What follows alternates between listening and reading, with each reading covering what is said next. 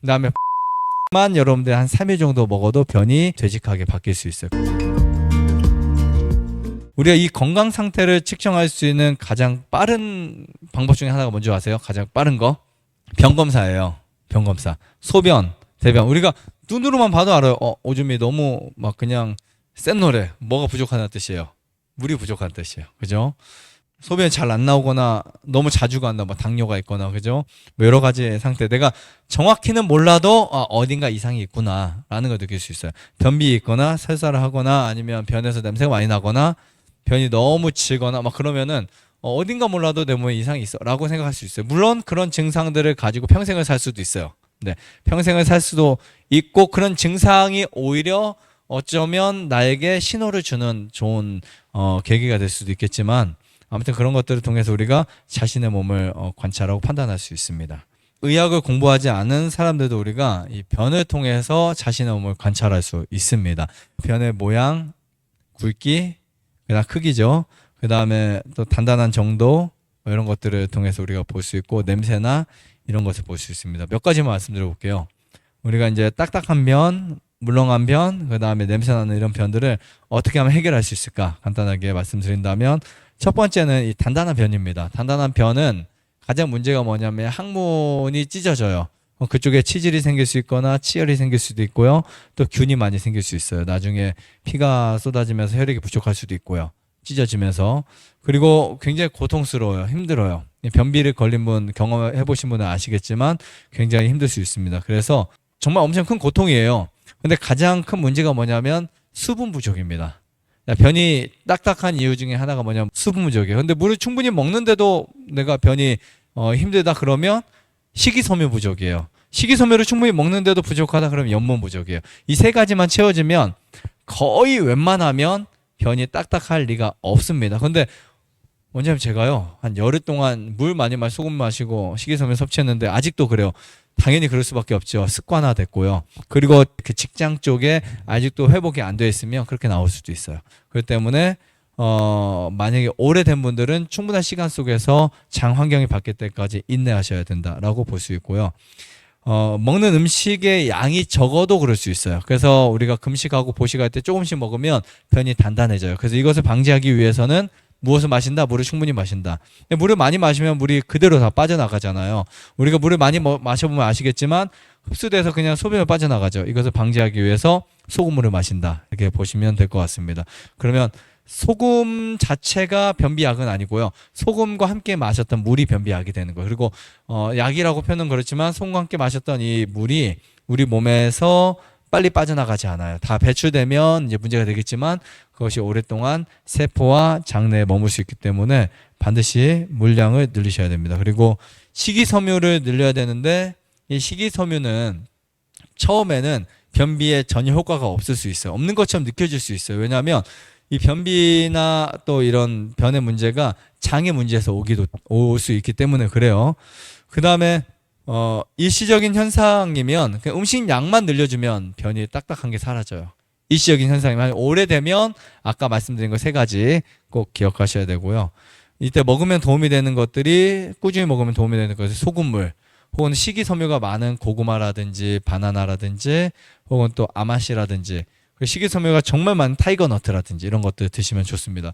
껍질이 대부분 식이섬유를 많이 함유하고 있고요. 그 다음에 곡식이나 음식 중에서 질긴 것들이 많아요. 질긴 거 아시겠죠? 부드러운 것보다 질긴 것이 훨씬 더 많이 있어요. 우리 타이거너트 곡물 자체를 보면 제가 씹어보면 엄청 질겨요. 거의 안에 알맹이는 거의 없고 거의 껍질 같아요. 육질 자체가 거의 껍질 같은데 이런 애들이 식이섬유가 정말 많습니다. 자, 그 다음에 무름변 같은 경우는 흡수가 안 돼서 생기는 경우가 되게 많아요. 변이 무른다 이런 분들 있죠. 근데 처음에는 딱딱하다가 무른 경우도 있어요. 그러면 치열이나 치액이나 치질이 있어서 그런 경우도 있습니다. 그런 경우도 있고요. 뭐 여러 가지 이유가 있지만 어쨌든 장이 약하거나 가장 많은 경우는 장내 미네랄이 균형이 안 잡혀서 그래요. 근데 이거는 굉장히 많은 시간이 필요해요. 장내 미네랄 균형은 우리가 단시간에 잡히지는 않습니다. 그래서 이럴 때 이제 보통 이런 현상이 있는 사람들의 특징 중에 하나가 보통 배가 차갑다. 대사가 잘 안 된다. 이런 경우가 많고요. 수분도 잘 흡수가 되지 않거나 혹은 또 살이 잘 찌지 않습니다. 이런 경우가 되게 많은데 자, 이런 경우에는 물론 대장이나 항문이 좁아진 경우도 생길 수 있어요. 이런 경우에는 미네랄을 좀 많아지게 하는 게 좋아요. 우리가 땅이 망가지면 땅을 살릴 수 있는 가장 좋은 방법이 뭔지 아세요? 땅 속에 토착 미생물을 많이 이제 만드는 거예요. 사실은 이 세상은 미생물에 의해서 움직여요. 그 미생물이 땅에도 있고 장에도 있어요. 근데 이 토착 미생물들 중에 땅을 막 살게 하는 것들이 있어요. 땅을 막 건강하게 하는 것들이 있어요. 그 얘네들이 많이 활성화돼요. 근데 여기에 풀약, 제초제, 뭐 비료 이런 것들이 들어가잖아요. 그러면은 토착 미생물들이 죽기 시작해요. 우리 몸도 마찬가지. 여러분들 항생제를 많이 사용했다, 약물을 많이 사용한다. 그러면 몸속에 좋은 미생물들이 파괴되기 시작합니다.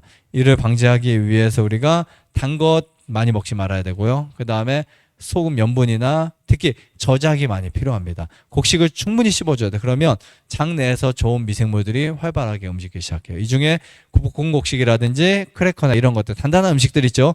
얘네들을 꼭꼭 씹어 먹는 습관을 가지셔야 돼요. 그리고 타액이 충분히 들어와야 좋은 것들이 만들어질 수 있습니다. 그래서 이 미생물이 적은 경우에는 변이 물러질 수밖에 없어요. 꼭 기억하셔야 돼요. 배출을 용이하게 만들어요. 그래서 미생물이 적지 않도록 만드셔야 돼요. 물론 반대로 미생물이 적어도 변이 되질 수 있겠지만 우리가 만약에 수분이 많거나 좋은 미생물이 적은 경우에 변이 물러진다. 이렇게 보시면 됩니다. 자, 이럴 때 우리가 할 수 있는 것 중에 하나가 과일을 좀 적게 먹는다. 그 다음에 우리가 또 생채소를 좀 적게 먹는다. 칼륨이 너무 많은 것들을 적게 먹는다. 이런 것들을 하시면 좋을 것 같고요. 그 다음에 음식을 충분히 씹어 먹는다. 이렇게 하시면 좋을 것 같습니다. 만약에 내가 정말 변이 너무 묽어서 설사는 아닌데 묽은 사람들, 그러면은 한 일주일 5일 정도를 반찬은 정말 한 젓가락씩 드시고 한 3가지 정도, 나머지 밥을 좀 더 많이 드시는 거예요. 아니면 볶음곡식이나 이런 것들, 유동식을 이제 금하는 거예요. 그러면 변이 바뀌는 것을 느낄 수 있어요. 10년, 15년 정도 묽은 변 때문에 고생하신 분이 오셨어요. 사실 묽은 변에 어떤 분들이 많냐면 그 궤양성 대장염, 크론병 이런 병들이 있으면 이 장의 어떤 문제 때문에 변이 묽거나 막 그래요. 근데 설사를 되게 많이 해요. 그래서 스트레스만 받아도 어떨 때 막 깜짝 놀라기만 해도 다음에 변을 보러 가면 설사를 하고 막 그런 분들이 되게 많이 있어요. 근데 10년 넘게 설사나 묽은 변 계속 하는 분이 이제 다음에 오셔서 디톡스를 하고 나서 보식을 하시는데, 이분이 보식을 하면서 10년 만에 처음으로 된 변을 보셨어요. 그리고 황금변이라고 하죠. 그 황금변 넣으시고 자기 변에서 냄새가 안 난다는 것을 처음으로 느껴보셨어요. 실제로 변에서 냄새가 안 납니다. 그래서 사실은 우리가 변이 좋지 않다 그러면 우선 야채를 일시적으로 끊어주는 것도 괜찮아요. 질소 성분이 있는 채소들을 끊어주는 것도 괜찮고, 그중에 생야채를 끊어주는 것도 괜찮아요. 대신에 우리가 현미밥이나 곡류 중심으로 그것만 꼭꼭 씹어서 며칠 먹잖아요. 변이 완전히 바뀌어요. 경험할 수 있고요. 그 다음에 볶음곡식만 여러분들 한 3일 정도 먹어도 변이 되직하게 바뀔 수 있어요. 굉장히 황금변이 될 수 있어요. 그리고 아마씨 섭취도 굉장히 중요합니다. 아마씨 섭취도 변을 묽어지게 할 수도 있지만 되지게 할 수도 있어요. 그래서 이런 부분들 유의하시면 좋을 것 같고요. 그 다음에 만약에 변에서 냄새가 난다 그러면 거의 원인 중에 하나가 과식이나 동물성 식품, 배합의 문제가 될 수 있어요. 그래서 만약에 내가 음식을 한 10가지 이상 먹었다, 20가지 이상 먹었다 그러면 우리 몸에서 이 음식을 정상적으로 소화를 못 시켜요. 못 시키다 보니까 우리 몸에서 그것이 썩겠죠. 연소가 잘 되면 괜찮아요. 그게 뭔가 이렇게 몸에서 흡수가 잘 되면 괜찮은데 그렇지 못하고 썩게 됩니다. 그러면 변에서 냄새가 날 수 있어요. 아니면 우리가 맞지 않는 음식을 먹었을 때 냄새가 날 수 있어요. 고기를 많이 먹거나 아니면 우리가 발효식품을 많이 먹으면 변 냄새가 많이 납니다. 그 다음에 심지어 또 우리가 생선이라든지 우유나 계란을 많이 먹어도 냄새가 많이 날 수 있어요. 특히 단백질, 동물성 단백질 많이 먹으면 변 냄새가 심해져요. 채식을 하면 우선 냄새가 많이 안 나요. 근데 채식을 해도 과식을 하면 날 수 있고요. 채식을 해도 막 음식을 섞어 먹거나 간식을 하면 변 냄새가 심할 수 있어요. 만약에 내가 진짜 변 냄새가 아예 100% 안 날 수 없지만 최소로 정말 많이 줄인다. 거의 화장실 가서 변을 봤는데 냄새가 안 나. 라고 할 정도로 우리가 이제 건강식을 하려면 완전한 채식을 하셔야 되고, 정말 현미밥이 우리가 먹는 반찬보다 더 많아야 돼요. 그럼 100% 냄새가 안 납니다. 정말 안 나요. 근데 반찬이 많아지잖아요. 그러면 변에 냄새가 날 수밖에 없어요. 그러니까 여러분들이 먹는 음식의 비중도 굉장히 중요합니다. 사실은 어떻게 보면 현미밥을 더 많이 먹고 반찬보다 더 많이 먹잖아요. 그러니까 정말 암도 낫고 회복이 될 수 있는 식사가 될 수 있고요. 장도 건강해질 수 있다라고 말씀드리고 싶습니다. 좋아요, 구독, 알람 많이라도 눌러주세요.